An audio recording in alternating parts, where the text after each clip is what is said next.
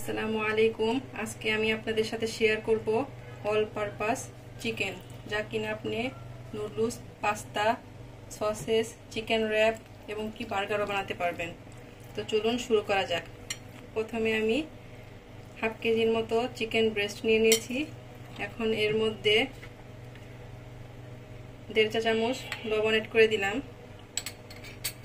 এরপর দিব আমি এখানে শুকনো লাল মরিচের গুঁড়ো 1.5 চা চামচ। এখন এর মধ্যে আমি দিয়ে দিব আধা চা চামচ আদার গুঁড়ো, আধা চা চামচ রসুনের গুঁড়ো আর আধা চা চামচ পাপরিকার গুঁড়ো, এবং এর মধ্যে দিয়ে দিব 1.5 চা চামচ পরিমাণ টমেটো কেচাপ।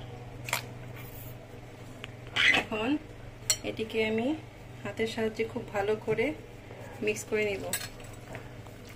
আর এটি আপনারা চাইলে ফ্রিজে রেখেও সংরক্ষণ করে নিতে পারেন। তো আমার ভিডিওটি আপনাদের কাছে ভালো লাগলে অবশ্যই একটি লাইক, কমেন্ট, শেয়ার করে আমাদের পাশে থাকার জন্য সাবস্ক্রাইব বাটনটি সাবস্ক্রাইব করে নেবেন। তো সবাই ভালো থাকবেন।